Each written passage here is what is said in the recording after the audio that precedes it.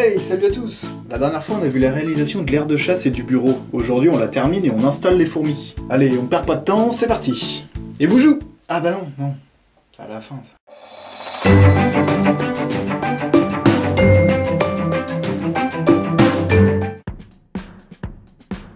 Le plâtre. Ce fut la chose la plus compliquée à mettre en place pour la réalisation de cette aire de chasse. Je comprends toujours pas pourquoi mon plâtre séchait aussi rapidement, j'avais à peine le temps de le couler qu'il durcissait quasiment instantanément. J'avais déjà eu ce problème lors de la confection des petites aires de chasse, alors j'avais acheté différents plâtres, notamment du plâtre de Paris et du plâtre à modeler, mais cela ne changeait rien du tout. J'avais au début prévu de couler du plâtre coloré en jaune en une fois, mais étant surpris par le temps de séchage très rapide du plâtre, je me suis contraint à le faire en plusieurs fois. Ce qui était plutôt pratique, c'est qu'en séchant vite, je pouvais travailler un peu le plâtre au couteau pour lui donner des formes que je voulais. Du coup, je me suis mis en tête de couler le plâtre en plusieurs fois pour bien recouvrir la mousse expansive, et ensuite couler une couche finale, celle qui sera colorée en jaune et dans laquelle sera incrusté le sable et les différents décors. Ensuite, avant de couler chaque couche de plâtre, je vérifiais à l'aide d'un cure-dent si la mousse expansive était bien recouverte. Si le cure-dent ne se plantait pas, c'était bon. S'il traversait, c'est que le plâtre n'était pas assez épais ou que la mousse expansive n'était carrément pas recouverte. Parce que le plâtre, bon, elles vont pas le creuser, mais la mousse, si elles y ont accès, ça va vite devenir un gruyère. Bref, une fois toutes les couches de plâtre bien disposées, j'en ai coulé une dernière plus liquide cette fois pour bien recouvrir l'ensemble.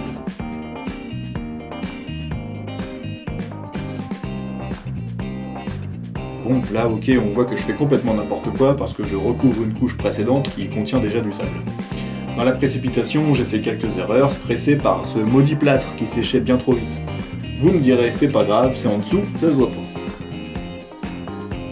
Pendant qu'il était encore humide, juste après le coulage, j'en ai profité pour y incruster quelques gravillons et un peu de sable. Comme ça, même si les fourmis déblaient le sable que je rajouterai par-dessus pour décorer, il y aura toujours un aspect sableux. Ça a l'air un peu dégueu comme ça, mais une fois sec et les vitres bien nettoyées, c'est beaucoup plus joli. Je me suis ensuite occupé des tuyaux de liaison qui raccordent l'aire de chasse au nid. J'ai découpé pile poil pour ne pas qu'il dépasse de l'aire de chasse. Et ce que l'on ne voit pas ici dans la vidéo, c'est que j'ai recouvert les extrémités du tuyau avec de la colle chaude pour ne pas que les fourmis puissent le grignoter, et ensuite par-dessus une fine couche de colle blanche afin d'y coller un peu de sable pour cacher la misère. Voilà une petite vue d'ensemble avant la pose des décors. Je suis plutôt satisfait de l'aspect général de l'aire de chasse, les reliefs correspondent exactement à ce que je voulais, donc c'est good. Voilà.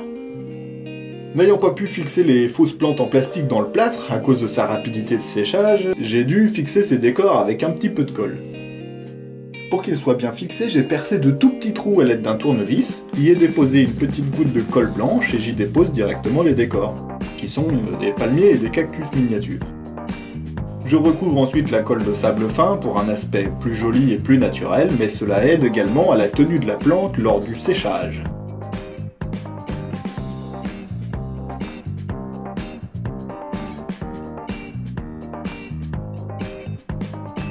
Bien!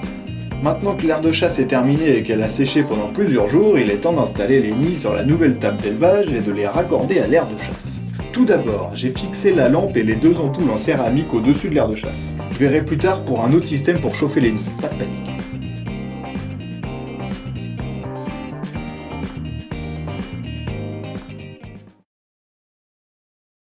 Bon, on est d'accord, la lampe LED que j'avais installée pour la petite aire de chasse ne convient pas du tout à celle-ci. La lumière n'est pas bien diffuse et éclaire énormément en un point précis. Il va falloir que je remédie à ça au plus vite, cela ne convient pas du tout. Je verrais bien un néon ou quelque chose dans le genre. Afin de contrôler la température sous les ampoules en céramique, j'ai installé provisoirement deux petits thermomètres afin de régler la hauteur pour atteindre des environs de 30 degrés Celsius.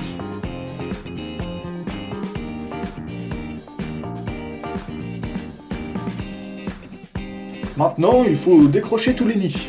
Vous connaissez maintenant la technique, chaque fois que j'en décroche un, je ferme l'accès avec un petit morceau de coton pour éviter que toutes les fourmis ne se barrent. Et pour ramasser les quelques fourmis qui se sont échappées, je me sers d'un petit aspirateur électrique bien plus pratique et rapide qu'à la main. Il s'agit en fait d'un jouet à la base. Mais il fait très bien son taf.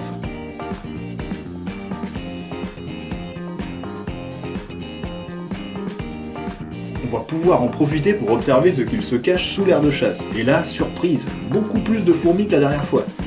L'espace est complètement comblé par les fourmis, on y voit même une réserve de graines et quelques nymphes. Vu le nombre de fourmis, on peut quasiment considérer qu'il s'agit d'un nid à part entière et pas seulement une aire de chasse. Cela va être très compliqué de les déloger. Décidément, ces Messor Barbarus m'étonneront toujours. Pour continuer, j'ai décroché patiemment, un nid après l'autre. Évidemment, pas mal de fourmis en ont profité pour s'échapper, mais grâce à ce petit aspirateur, il fut facile de les récupérer.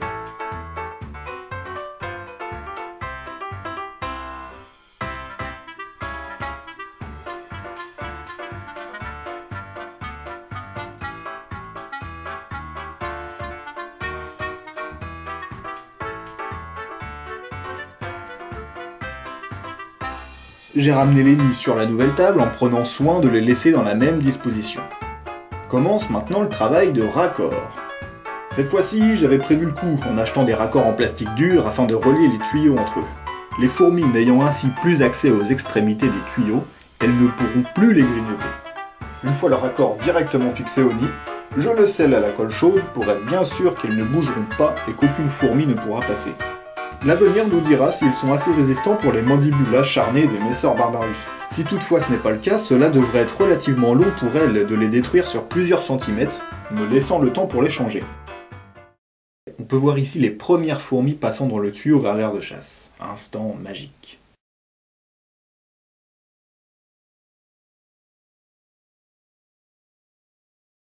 Allez, on se laisse pas amadouer et on continue. J'ai décidé aussi de changer ces tuyaux dégueulasses pour les remplacer par un raccord en T. Ce sera bien plus esthétique et bien plus solide. Une fois ce tuyau décroché, je l'ai directement déposé dans l'aire de chasse. Les fourmis se démerderont assez bien pour retrouver leur nid.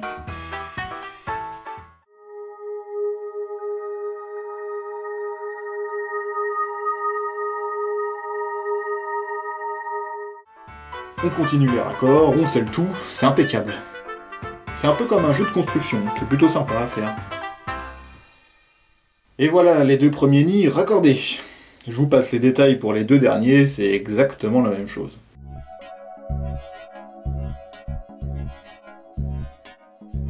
J'ai fait tomber les fourmis qui se trouvaient dans le tuyau afin de pouvoir le retirer et ainsi de ne pas dénaturaliser l'aire de chasse.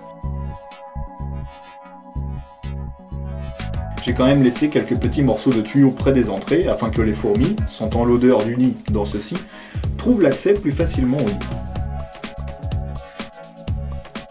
Pour terminer l'installation, il fallait s'occuper de ce nid aire de chasse. Ne voulant pas le raccorder au reste de l'installation, ni la déposer directement dans la grande aire de chasse pour attendre qu'elle déménage d'elle-même, ce qui entre nous ne serait peut-être jamais arrivé, je me suis mis en tête de la vider manuellement de ces fourmis et de la transvider dans la grande aire de chasse. J'ai d'abord voulu utiliser l'aspirateur, mais autant il est efficace sur une surface plane comme le bureau, autant sur une surface un peu granuleuse comme ici, ce n'est pas du tout pratique. Je me suis alors rabattu sur la technique du morceau de coton, que je tiens à l'aide d'une pince afin que les fourmis se sentant agressées s'accrochent dessus. Il ne reste plus qu'à déposer le morceau de coton dans la nouvelle aire de chasse et de recommencer, jusqu'à ce qu'il ne reste plus aucune fourmi. J'ai vite compris que ça allait me prendre beaucoup de temps, mais tant pis, j'ai pris mon mal en patience et je me suis mis à la tâche. On peut voir du coup qu'il y a de plus en plus de fourmis dans l'aire de chasse, elles trouveront vite leur nouvelle marque et tout rentrera dans l'ordre.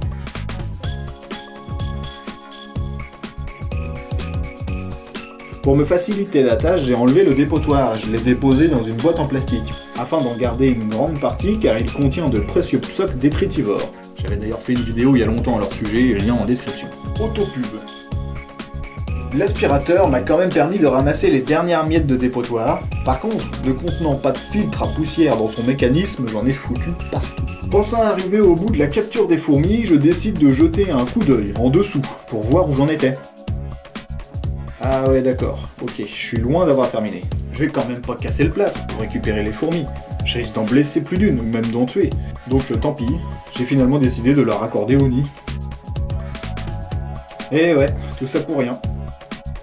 Je vous épargne toutes les explications du montage, je pense que vous avez très bien compris. Voilà, je vais pouvoir enfin observer tout ça et commencer à profiter de cette belle aire de chasse tant attendue. Je suis une fois de plus très content de voir évoluer mes Messar Barbarus dans ce bel environnement, leur offrant plus d'espace et promettant de merveilleuses observations passionnantes.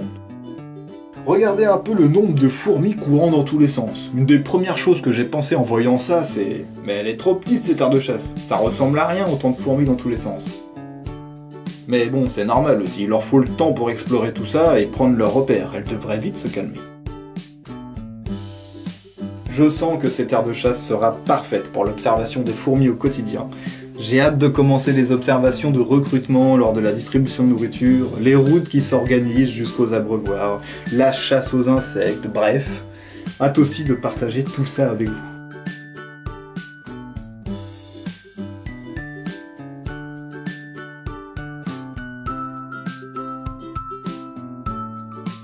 Maintenant que l'aire de chasse est fin prête, je vous dis à bientôt pour la suite du blog Messar Barbarus. Les observations vont pouvoir commencer!